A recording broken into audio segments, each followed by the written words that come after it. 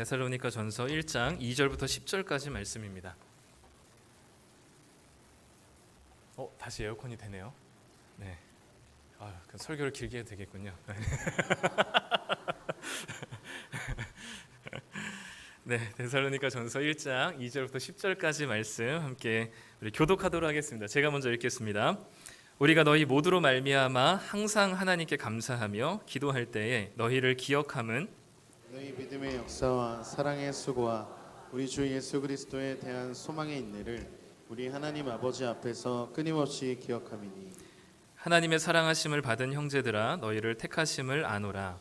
이는 우리 복음이 너희에게 말로만 이른 것이 아니라 또한 능력과 성령과 큰 확신으로 된 것임이라. 우리가 너희 가운데서 너희를 위하여 어떤 사람이 된 것은 너희가 아는 바와 같으니라. 또 너희는 많은 환난 가운데서 성령의 기쁨으로 말씀을 받아 우리와 주를 본받은 자가 되었으니 그러므로 너희가 마게도냐와 아가야에 있는 모든 믿는 자의 본이 되었느니라. 주의 말씀이 너희에게로부터 마게도냐와 아가야에만 들릴 뿐 아니라 하나님을 향하는 너희 믿음의 소문이 각처에 퍼졌으므로 우리는 아무 말도 할 것이 없노라. 그들이 우리에 대하여 스스로 말하기를 우리가 어떻게 너희 가운데에 들어갔는지와 너희가 어떻게 우상을 버리고 하나님께로 돌아와서 살아계시고 참되신 하나님을 섬기는지와 함께 읽겠습니다. 또 죽은 자들 가운데서 다시 살리신 그의 아들이 하늘로부터 강림하실 것을 너희가 어떻게 기다리는지를 말하니 이는 장래의 노하심에서 우리를 건지시는 예수시니라. 아멘. 네, 우리 2부 예배 오신 성도님들을 환영하고 축복합니다. 네, 더운 여름 한 주간 잘 버티셨는지 모르겠습니다. 네, 이제부터 장마가 끝나고 이제 본격적인 무더위가 시작되는데 내일부터 보니까 아침 최저 온도가 27도 막 이러더라고요. 그래서 밤에 에어컨이 없으면 살 수가 없는데 그래서 그나마 교회가 시원하다고 자부하고 1부 예배 때는 교회 시원하죠 막 이렇게 했는데 갑자기 네, 에어컨만 전기가 나가가지고 네, 말을 함부로 하면 안 될 것 같습니다. 네. 네, 오늘 우리가 읽은 데살로니가 전서는요, 데살로니가라는 도시에 있는 교회에 대한 좋은 소문이 퍼져서 다른 교회의 본이 되었다라는 이야기를 하고 있습니다.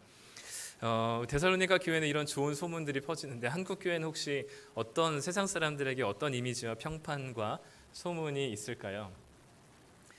굳이 찾아보지 않더라도 피부로 다 경험하고 계시긴 할 텐데 오늘 보면은 이제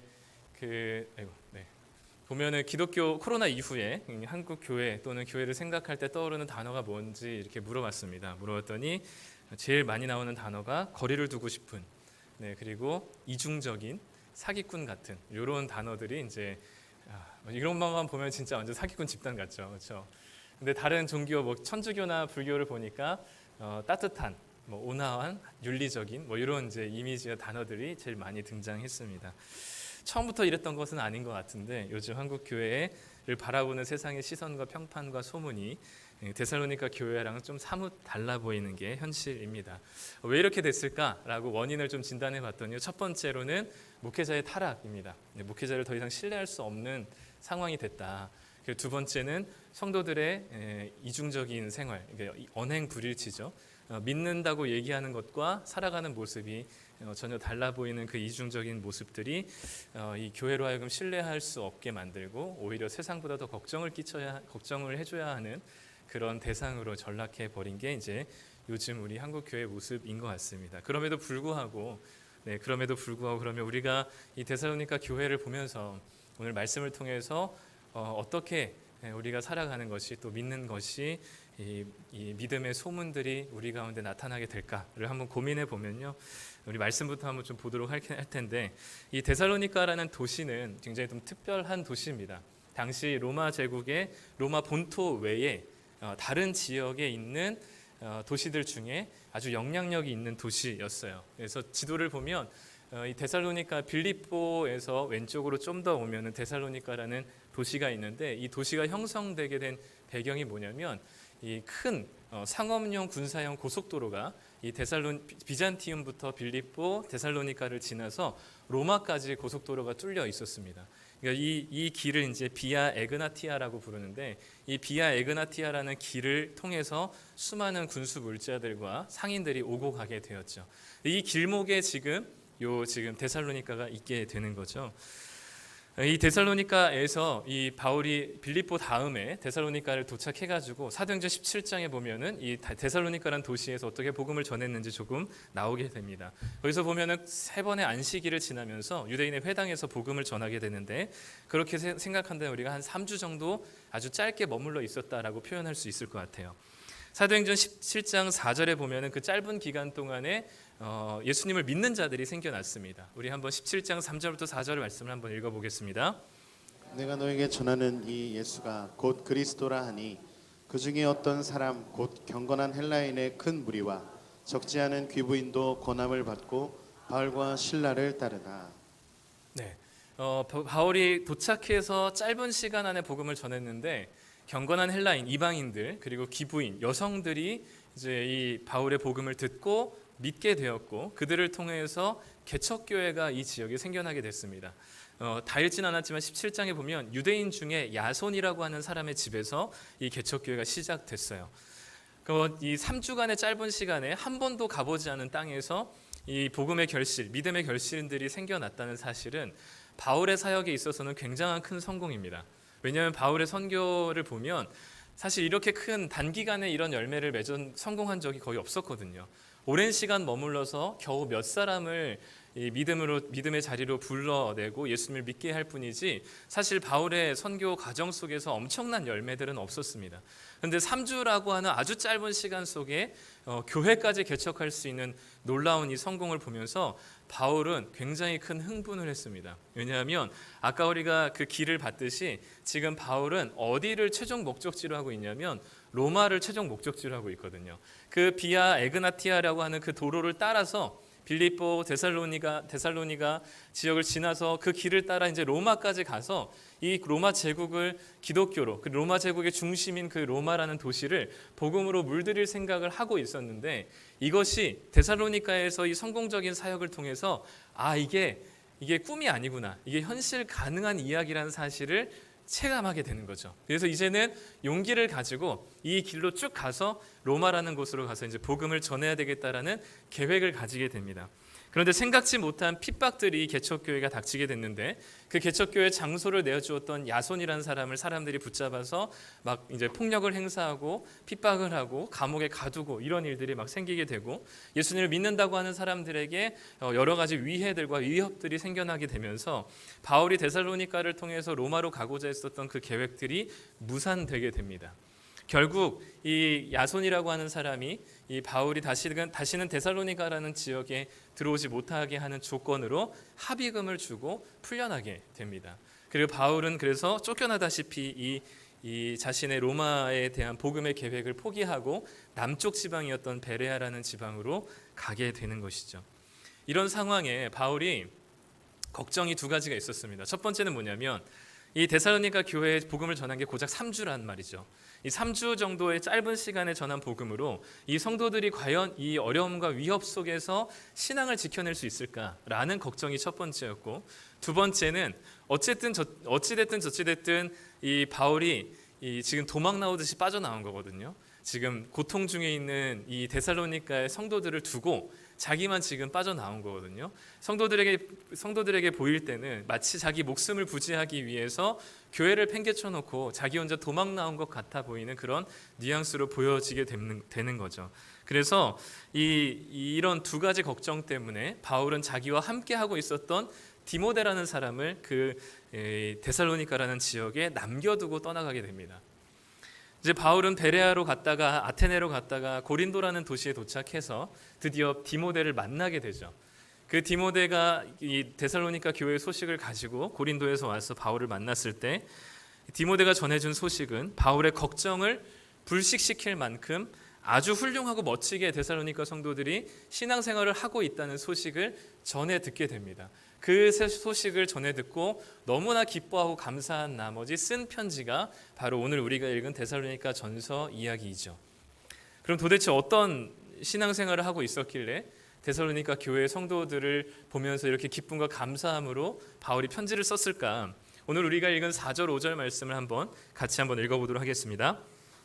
하나님의 사랑하심을 받은 형제들아 너희를 택하심을 아노라. 이는 우리 복음이 너희에게 말로만 이른 것이 아니라 또한 능력과 성령과 큰 확신으로 된 것이라. 자, 하나님이 데살로니가 성도들 너희들을 사랑하셔서 선택하셨다는 사실을 내가 안다. 자, 이 얘기는 뭐냐면 너희들이 구원받았다는 사실을 바울이 지금 이야기해 주는 거거든요. 어느 누가 이 세상의 사람들이 너가 택함 받았다는 것을 함부로 얘기할 수 있을까요? 이건 하나님의 영역인데 바울이 어떻게 이렇게 확신할 수 있었는가 보니까 5절에 보니까 그들의 신앙과 믿음이 말뿐인 신앙이 아니라 그들의 삶에 어떤 변화와 능력이 주어졌다는 사실을 보여주고 있습니다. 그러니까 말로만 신앙생활하는 것이 아니라 그 짧은 시간에 배웠던 복음을 가지고 이들의 삶의 변화들이 무언가 있었다는 거죠. 그 삶의 변화가 구체적으로 6절에서는 이렇게 기록하고 있습니다. 함께 읽겠습니다. 또 너희는 많은 환난 가운데서 성령의 기쁨으로 말씀을 받아 우리와 주를 본받은 자가 되었으니 라고 기록합니다. 예수님을 믿는 것 때문에 복음을 받아들인 것 때문에 많은 환난 가운데서 있었지만 그 어려움과 위협 속에서 이들의 살아가는 태도와 방식은 뭐였냐면 기쁨이었습니다. 아니 도대체 이들이 어떤 사람들이길래 갑자기 그들이 믿던 신에서 돌이켜서 전혀 다른 생활 방식과 사고 방식과 사고 체계를 가진 이 기독교회를 받아들이고 이 복음을 따라 살아가는 삶의 변화들, 말로만 복음을 따르고 하나님을 믿는다고 하지 않고 이들의 삶이 어렵고 힘겨운데도 불구하고 기쁨으로 살아갈 수 있는 이들의 신앙생활이 어떻게 가능하게 됐을까라는 것들을 이 데살로니가의 교회 성도들을 바라보는 세상 사람들이 질문하게 됩니다. 그 이야기가 오늘 9절 말씀에 있거든요. 9절 말씀 우리 함께 읽겠습니다. 그들이 우리에 대하여 스스로 말하기를 우리가 어떻게 너희 가운데 들어갔는지와 너희가 어떻게 우상을 버리고 하나님께로 돌아와서 살아계시고 참되신 하나님을 섬기는지를 궁금해한다라고 얘기합니다. 그들이 데살로니가 교회 성도들을 바라보는 그 사람들이 어떻게 바울과 그 사람들이 복음을 전했으며 그 복음을 전한 이 데살로니가 성도들이 그것을 듣고 어떻게 그들이 우상 숭배에서 하나님께로 돌이켜서 지금과 같은 삶의 방식과 모습으로 살아갈 수 있느냐라는 그들에 대한 이야기를 궁금해하며 그들의 스토리를 궁금해하는 거죠. 이번 주 엄청 무더운 시간들이었죠. 네, 지금도 까딱하면 이제 땀으로 이제 샤워할 시간들이었는데 유럽에 이제 이건 한국만 기후 이변이 아니라 이제 전 세계가 지금 다 무더위로 이제 고통을 몸살을 앓고 있는데 유럽에 혹시 가정마다 에어컨이 보급된 율이 얼마인 줄 아십니까? 몇 퍼센트 정도 될 것 같으세요? 이탈리아, 프랑스, 독일, 영국 보니까 이탈리아는 7%, 독일은 3%, 네, 프랑스와 영국은 5% 정도 가정에 에어컨 보급률이 있대요. 이 이야기를 들으면 이제 뭐가 생각나야 돼요? 어떤 질문이 떠올라야 돼요? 얘네들은 안 덥나? 왜 에어컨이 왜 가정에 없지? 못 사나? 이제 이런 질문들, 궁금함이 생기죠. 여러 가지 이유들이 있습니다. 한 가지 이유뿐만 아닌데 이탈리아만 보면 우리나라보다 좀 덜 습하대요. 습도가 좀 낮대요. 그래서 좀 그늘에 들어가기만 하면 그래도 좀 서늘한 기운이 있다고 합니다. 그리고 이들이 이제 주로 여름에 입는 옷이 린넨 셔츠라고 하는데 그 린넨 셔츠가 바람이 잘 통해 가지고 네, 그냥 햇빛만 안 쬐면 그래도 살만하다, 버틸만하다 합니다. 그리고 이 이탈리아에 있는 건물들이 거의 이 석조 건물들이 많아서 이 돌이 열 전도율이 낮다고 해요. 그래서 이 집안이 그렇게 뜨겁거나 실내가 이렇게 덥지 않다고 합니다. 또 이 유럽은 오래된 건물들이 많잖아요. 그래서 그런 건물에 실외기를 설치하는 게 굉장히 까다롭다고 해요. 그래서 에어컨을 설치하는 게 굉장히 어렵다고 합니다. 근데 이건 사실 부수적인 것들이고요. 좀 더 그 사람들이 왜 이 에어컨이 집에 없을까라고 보면은 이 사람들은 더우면 더운 대로 시원하면 시원한 대로 사는 것이 이들의 삶의 방식인 낭만이라고 생각한대요. 네, 그 낭만 좀 찾다가 되져버릴 것 같죠, 우리는. 그리고 더 중요한 게 있는데 이 사람들의 자기들의 이제 그 문화적인 그 정체성이 있대요. 이 유럽은 사실 역사가 오래됐다 보니까 지금 영향력은 사실 미국의 영향력이 크지만 유럽의 자신의 역사와 정체성을 굉장히 중요하게 생각하는 나라들이잖아요. 그래서 미국의 문화를 굉장히 싫어해요. 그래서 커피도 에스프레소가 아니라 에스프레소에다 물 탄 거를 아메리카노라고 하잖아요. 그 아메리카노를 극혐합니다. 그래서 그걸 커피가 아니라고 생각해요. 그러니까 그럴 정도로 자신들의 그 문화를 굉장히 소중하게 생각하는데, 그래서 이 에어컨도 미국의 문화라고 생각해요. 그래서 이 미국의 문화를 받아들이지 않고 우리는 유럽인들의 낭만을 가지고 살아가는 것이 우리들의 자세고 정체성이다라고 생각해서 이 찌는 듯한 더위 속에서도 가정의 에어컨 보급률이 10%도 채 안 되는, 평균 5%밖에 안 되는 나라들이 유럽이라고 합니다. 혹시 유럽에 여행 갈 계획이 있으시다면 한여름은 좀 지양하시길 바라고요. 네, 우리나라는 에어컨 보급률이 어떻게 될까요? 가정마다? 네, 89%에서 95% 사이라고 합니다. 네, 전 세계에서 2등, 3등을 다투고 있는, 네, 그래서 어디 가나 에어컨이 없으면 못 사는, 네, 낭만 따윈 개나 줘버려, 네, 이런 그런 나라들이죠. 네. 이것처럼 이제 유럽의 가정의 에어컨 보급률이 5%밖에 안 된다라고 하면은 왜? 이라고 그들의 스토리와 그 이유가 궁금해지듯이, 이 데살로니가라는 지역에, 특별히 데살로니가라는 도시에 예수님을 믿는 사람들이 있다는 사실이 이들로 하여금은 궁금해서 미치도록 만드는 거죠. 왜냐하면 데살로니가라는 도시는요, 아까도 얘기했지만 굉장히 큰 유력한 도시입니다. 특별히 이 도시의 특징들이 있는데, 첫 번째 특징은 뭐냐면 로마와 황제의 굉장한 충성도가 높은 도시예요. 왜냐하면 이 데살로니가는 사실 그 로마 제국이 이 옥타비오누스라고 하는, 우리가 이제 성경에 얘기하는 아우구스티누스라고 하는 그 황제가 등극하기 직전에 그 권력 다툼이 있었거든요. 그 권력 다툼에서 줄을 굉장히 잘 섰어요. 이 옥타비오누스 쪽에 서가지고 이제 이 옥타비오누스가 황제가 될 때 이 황제로부터 너희들이 우리를 물심양면 우리 편 대좋지 해서 황제가 이들에게 혜택을 굉장히 많이 줘요. 그래서 여기에 사는 모든 사람들을 로마 시민권을 부여해주고, 여기는 황제 또는 총독이 다스리지 않고 자치권을 행사할 수 있도록 굉장히 큰 특권을 주게 됩니다. 그러니까 로마로부터, 황제로부터 그런 은혜를 받으니까 이 사람들이 생각하고 이 사람들의 충성도를 높이는 것은 당연하죠. 이 로마에 대해서, 황제에 대해서 굉장히 큰 숭배와 이제 이 응원을 보내는 도시가 바로 이 데살로니가였어요. 그러니까 데살로니가는 다른 신이, 다른 종교가 자리 잡을 수가 없는 동네예요. 로마가 최고이고 황제가 최고인, 우리들에게 시혜를 베풀어 주시는 분은 하나님이 아니라 황제이거든요. 그렇기 때문에 로마 황제에게 충성된 이 도시에서 어떻게 하나님을 믿는 사람들이 나왔을까? 이것이 지금 데살로니가 성도들을 향한 세상 사람들의 궁금증이었어요. 게다가 여기는 우상 숭배가 정말 넘쳐났던, 대부분의 이방 도시가 그렇긴 했지만 이 데살로니가는 더 특별했습니다. 그리고 보통 그리스 로마 신화를 보면 그리스 로마 신들이 어디에 보통 머물러 있죠? 올림푸스 산이라고 하는 곳에 있어요. 이제 신화적인 산 장소죠. 근데 데살로니가에 전해 내려오는 전설 중에 하나가 뭐였냐면, 날이 제일 맑을 때는 이 올림푸스 산이 보인다고 할 정도로 이 그리스 로마 신화에 대한 숭배와 그들을 섬기는 이들의 축제가 굉장히 많았습니다. 그렇기 때문에 여기는 하나의 신으로 규합될 수가 없고, 오로지 그리스 로마 신화를 비롯한 수많은 우상들을 위한 축제와 잔치들이 이 도시를 가득 채웠습니다. 또 세 번째로, 이들은 성적으로 굉장히 방탕한 도시였어요. 이들이 섬기는 신들 중에 한 가지 신이 있었는데 디오니소스라고 하는 신이 있습니다. 이 디오니소스라는 종교는 남자의 성기를 형상화하여서 그로부터 뭔가 힘을 부여받는다라고 생각했었던 종교예요. 그렇기 때문에 신으로부터 어떤 능력을 받으려면 어떤 육체적인 관계를 해야지만 신으로부터 능력을 받을 수 있다라고 생각했었던 이 종교가 사실은 이 데살로니가의 가장 뿌리 깊은 전통 종교였거든요. 그러다 보니까 성적인 이런 여러 가지 관계들이 굉장히 문란하고 방탕한 도시가 바로 이 데살로니가 도시였습니다. 그래서 뒤에 2장과 3장을 보면 결혼 관계에 대해서 굉장히 강조하면서 바울이 성적인 타락들을 절제할 수 있도록 요청하는 이유도 데살로니가라는 특징이 바로 이런 도시였습니다. 그러니까 완전 엉망진창에 하나님을 한 번도 알지 못하는 이 사람들이 어떻게 외부에서 온 이 바울의 복음을 듣고 어떻게 그렇게 한순간에 변화될 수 있으며, 자기의 우상 숭배를 버리고 어떻게 하나님께로 돌이킬 수 있으며, 어떻게 그들의 신앙이 말뿐인 신앙이 아니라 또는 종교적인 신앙이 아니라 정말 실제적인 삶의 변화가, 그들을 예수님 믿는 것 때문에 핍박하고 위협을 가함에도 불구하고 어떻게 그들은 그 삶 가운데서 기쁨을 가지고 신앙생활을 유지하며 살아가는 그 삶의 모습을 보니 어떻게 얘네들이 이런 삶을 살 수 있을까가 궁금해지는 겁니다. 어떻게 이런 것이 가능해질 수 있을까? 오늘 말씀에서는 그것이 데살로니가의 스스로 된 것이 아니라라고 얘기합니다. 오늘 말씀 6절 말씀 다시 한번 읽어보도록 하겠습니다. 시작.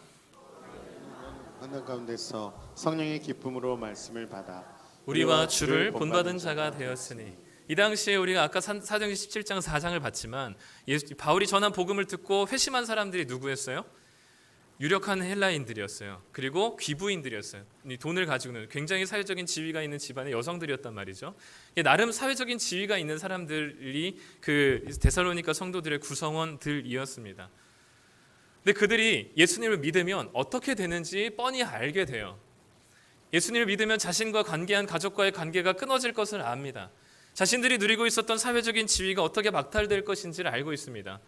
자신이 누리고 있었던 수많은 권한들이, 수많은 것들이 어떻게 사라질 것인지를 알고 있었음에도 불구하고 이들이 예수님을 믿음으로 그 모든 것들을 포기할 수 있었던 삶의 방식이 어떻게 가능했느냐. 그것은 바로 이 데살로니가 성도들에게 보여줬던 주님의 본과 바울의 본이 있었다라는 사실을 보여줍니다. 특별히 오늘 이 전체 말씀을 정리하는 3절 말씀에서는 그 주님이 보여주신 본, 바울이 보여준 본이 무엇인지를 한마디로 정리합니다. 우리 함께 읽어보도록 하겠습니다. 시작. 너희 믿음의 역사와 사랑의 수고와 우리 주 예수 그리스도에 대한 소망의 인내를 우리 하나님 아버지 앞에서 끊임없이 기억함이니. 믿음과 사랑과 소망이 이 예수님을 통해서 보여줬고 바울을 통해서 보여줬다 기록합니다. 이 믿음과 소망과 사랑은 하나님의 성품입니다. 하나님은 우리를 향해서 끊임없이 자신의 약속하신 그 약속을 우리가 어떠한 태도를 가지고 있든지 상관없이 우리를 향해서 항상 하나님은 늘 신실하셨어요. 늘 한결같으셨습니다. 이것이 하나님께서 우리를 향하신 하나님의 일하신 역사들이에요. 그래서 그 믿음의 역사라고 고백하죠. 또 사랑의 수고, 우리를 위해서 하나님께서는 가장 소중한 아들을 내어주셨습니다. 예수님께서는 또 우리들을 위해서 자신의 가장 소중한 목숨을 내어주시는 사랑의 고통이 우리들에게 있으셨어요. 또한 소망의 인내를 가지고 계셨습니다. 우리를 구원하셨을 뿐만 아니라 구원받은 우리가 늘 하나님이 아니라 다른 것들을 따라가며 우상을 숭배하는 우리들의 자세와 태도들 속에서 언젠가는 이들이 하나님만을 따라가며 하나님으로부터 구원의 완성에 이를 것을 하나님께서는 기대하시며 우리를 향해서 끊임없이 죄를 향해 가고 우상을 향해 가는 우리들을 향해서 끊임없이 오래 참으시는 인내하심이 주님께 있었습니다. 이것을 보았던 바울도 데살로니가 성도들에게 머물러 있을 때 이 믿음과 사랑과 소망을 가지고 살았습니다. 바울은 한 번도 방문하지 않았었던 데살로니가라는 도시를 가서 하나님의 말씀을 복음을 전하는 믿음의 역사들을 일궈냈죠.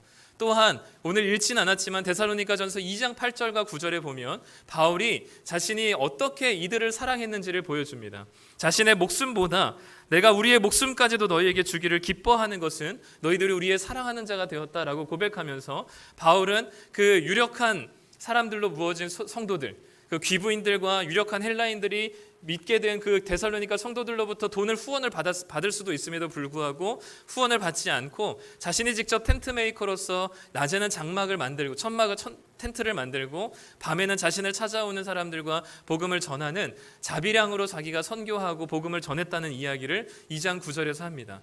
내가 이 정도로 너희들을 사랑하고 사랑의 수고를 했다라고 고백합니다.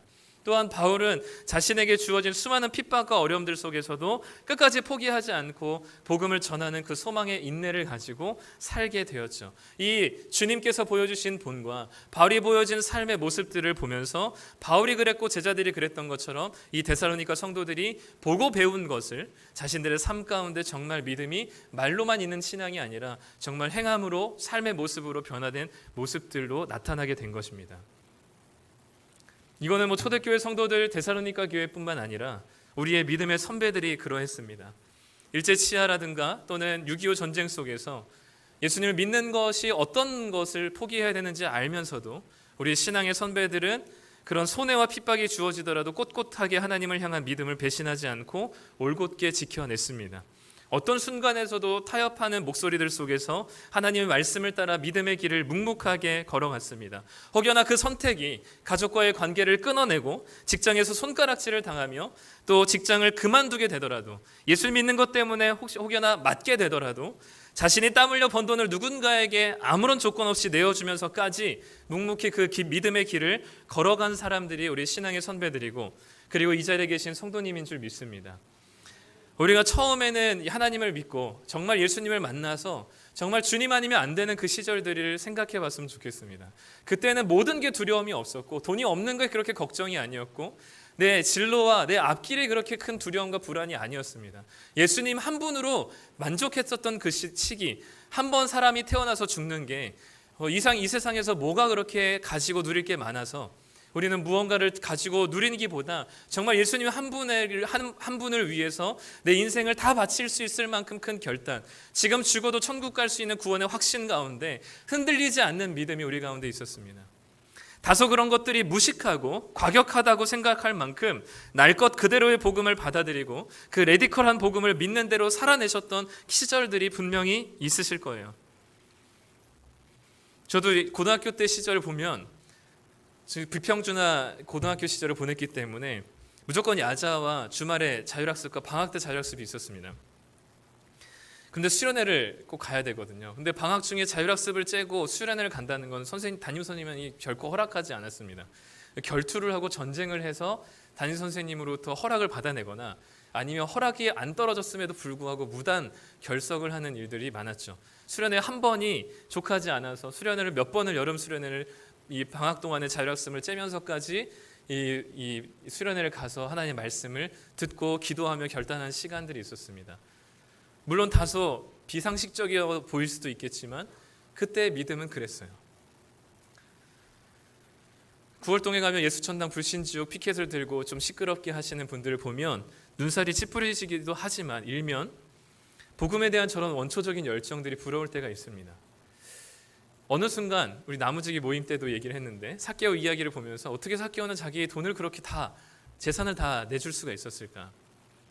근데 우리 모습을 보니까 어느덧 우리 그런 삭개오의 모습은 어디 가고 무언가 지켜야 될 게 많고 내가 누려야 될 게 많고 내가 좀 써야 될 게 많고 그렇게 이쪽 저쪽을 다 살피다가 신앙이 좀 애매해진 지금의 모습이 아닌지에 대한 염려와 걱정들을 하는 시간들도 있었습니다. 다소 좀 과격해 보이더라도 이 정말 예수님을 만나고 정말 예수님께 자신의 인생을 던질 수 있는 그 원초적인 믿음이 좀 부러운 것 같아요. 한번 태어났다 죽는 인생 가운데 뭘 얼마나 먹으면 맛있는 걸 먹고 뭐 얼마나 쌓아놓으면 돈을 얼마나 많이 쌓아놓을 수 있겠습니까? 뭘 더 가지고 누리기보다 정말 나를 살리시고 바꾸신 그 하나님 나라를 위해서 자신의 인생을 불꽃처럼 불태우며 사셨던 분들을 보노라면 그 삶이 다소 좀 비상식적이어 보이더라도 우리의 믿음이 좀 부끄러워지게 되는 거죠. 데살로니가 교인들도 이제 막 예수를 믿은 지 몇 주 되지 않았습니다. 그럼에도 불구하고 그 믿음 때문에 그 우상 숭배로 뒤범벅이 되어지고 문화적으로 타락한 그 도시 가운데 하나님을 믿을 것만 같지 않은 그 동네에 하나님을 믿는 자들이 생겨나고 그들의 삶의 놀라운 변화가 바로 많은 사람들로 하여금 어떻게 그런 일들이 가능하게 됐는지를 묻지 않을 수가 없게 된 것이죠. 이렇게 하나님을 따라서 바울은 살았고 바울을 따라서 데살로니가 교인들이 살아났습니다. 이 신앙에 보고 배우는 것이 얼마나 중요한지 모르겠어요. 설교도 중요하다 여기지만 그래서 더 중요하다고 생각하는 것은 소그룹입니다. 그 안에서 정말 리더들이라고 세워진 사람들의 모습을 보면서 그들의 삶의 태도들을 보면서 삶의 변화들을 보면서 그 모습들을 가장 가까이에서 지켜보고 배울 수 있는 기회가 바로 소그룹밖에 없는 것 같습니다. 저와는 일주일에 한 번씩 설교를 일방적으로 듣는 것뿐이지 저의 삶을 보고 배우시지 못하실 겁니다. 가장 가까이에서 비슷한 위치에 있는 리더들과 함께 이 신앙의 이 과정들을 같이 부딪히며 살아갈 때 그 리더들의 모습을 통해서 보고 배우는 것만큼 가장 효과적인 게 없는 거죠. 이런 모습들이 이런 이 하나님으로부터 시작된 본이 되어서 바울로 이어지고 데살로니가 교회까지 이어진 이 신앙의 이어진 연결들이 우리 교회에 가득했으면 좋겠다 싶습니다. 데살로니가 교인처럼 아예 하나님을 믿을 만한 상황이 아닌데도 하나님을 믿고 삶의 변화가 감지되어서 어떻게 당신은 예전에 그런 사람이 아니었는데 어떻게 지금은 그런 사람이 되었는지를 궁금해하는 스토리가 있는 교회가 되었으면 좋겠습니다.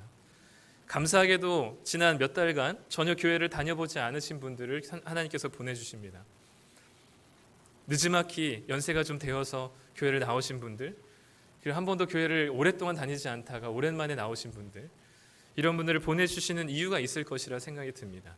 직분자들, 오랫동안 신앙생활 하신 분들이 오는 것도 환영하지만 하나님을 전혀 모르던 분들이 하나님이 누구신지를 알고 이 기독교에서 말하는 믿음이 무엇인지를 발견하고 그 믿음을 받아들여서 정말 이전에는 나를 위해서 살아갔고 세상의 정욕과 욕심과 내 눈에 보이는 것 때문에 살아갔다면 이제는 정말 보이지 않는 하나님을 따라서 그 하나님 나라의 가치를 따라서 살아가는 이 놀라운 기쁨이 무엇인지를 발견하는 그 놀라운 변화가 우리 교회 가운데 좀 있었으면 좋겠습니다.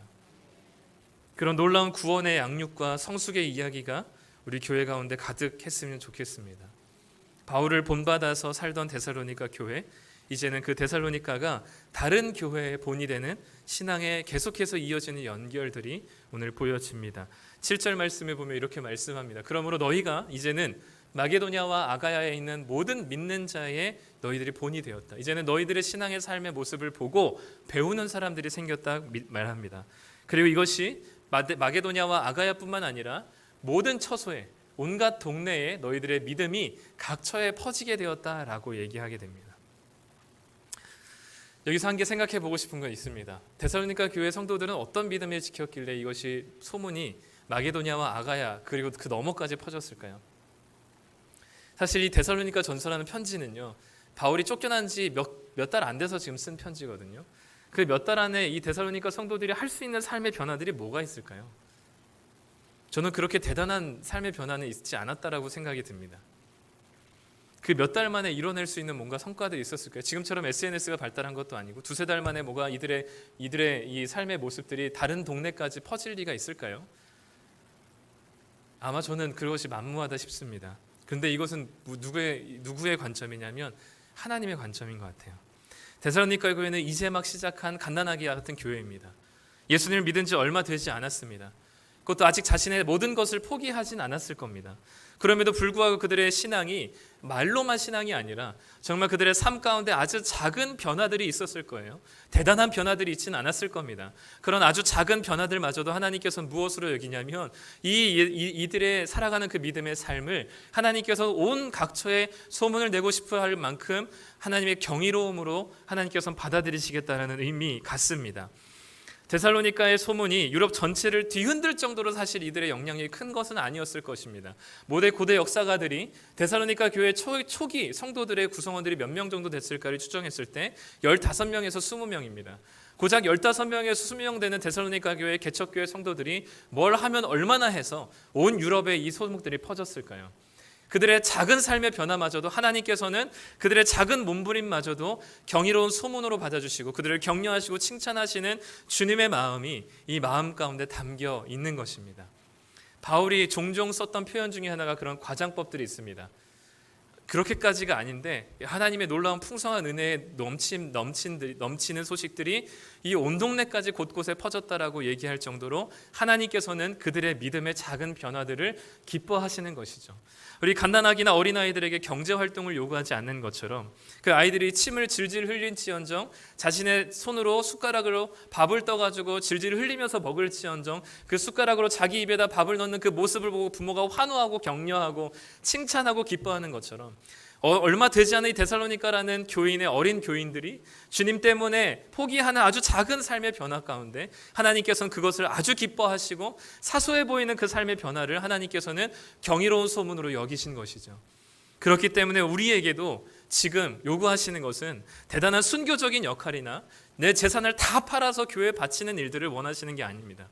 우리의 삶 가운데 정말 하나님을 믿는다면 그 믿는다는 우리의 하나님이 우리의 삶 가운데 아주 조그만 조각이라도 드러나야 한다는 것이죠. 삶의 아주 작은 변화라 할지라도 내가 할 수 있는 영역 속에서 주님을 따르는 길들이 지난주에 말씀드렸던 것처럼 이 세상에 하나님이 다스리지 않는 영역이 한 군데도 없다면 내가 살고 있는 이곳에서만큼은 내가 머물고 있는 이곳에서만큼은 적어도 한 조각만큼이라도 삶의 변화가 믿음이 우리 입으로만 나오는 것이 아니라 정말 삶 가운데 나타나는 것이 우리의 삶의 모습이지 않을까 싶습니다. 하나님께서는 그것을 그런 사소해 보이는 아주 작은 변화를 경이로운 소문으로 받아들이시는 거죠.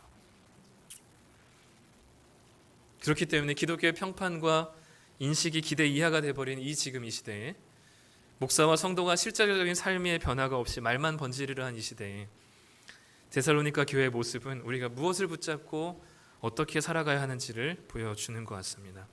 다만 한 가지, 데살로니가 교회 성도들은 이 교회의 평판과 이미지를 바꾸기 위해서 그렇게 산 게 아닙니다. 주님의 본을 따라서 살다 보니, 바울이 가르친 대로 믿음의 삶을 살다 보니 그들에 대해서 궁금해하는 사람들이 생기고 그들의 스토리에 대해서 물어오는 사람들이 생긴 것이죠. 우리가 정말 신앙 안에 바로 선다면 우리의 평판을 문제 삼을 사람들은 없습니다.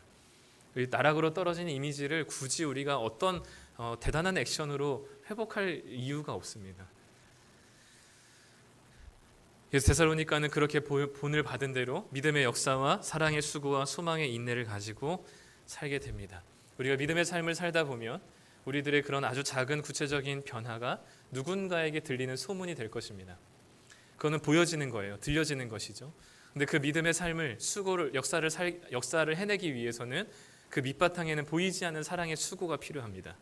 여기서 이 수고는 원어는 큰 상처 또는 배인 상처를 의미합니다. 큰 고통을 의미해요. 그러니까 사랑하는 것은 자기의 것을 내어줘야만 하기 때문에 고통이고 자기의 상처입니다. 예수님께서 그러하셨듯이요. 이 보이지 않는 사랑의 수고가 없이는 믿음의 역사는 드러날 수가 없습니다. 그러면 이 사랑의 수고는 너무나 힘겨운 십자가의 길이기 때문에 우리의 능력으로 살아갈 수가 없습니다. 우리는 어떤 동기로 살아갈 수밖에 없느냐면 소망의 인내를 가지고 살아갈 수밖에 없습니다. 결국 완성하실 것은 하나님이시고 주님께서 다시 오셔서 이 모든 어그러진 것들을 정상으로 회복하실 것이라는 그 주님에 대한 기대와 소망을 가지고 지금 사랑의 수고가 너무나 힘겹지만 보이지 않는 사랑의 수고를 힘써 지속하게 다하는 겁니다. 그럴 때 우리의 삶의 변화가 자연스럽게 믿음의 역사가 일어나게 될 것이고 그 믿음의 역사를 바라보는 세상의 사람들이 우리를 향해서 물어오게 될 것입니다. 그렇게 한 주간 그리고 주님 안에서 이 데살로니가 교회 성도들과 같이 믿음의 역사와 사랑의 수고와 소망의 인내를 다하시는 성도님들이 되시기를 간절히 소망합니다.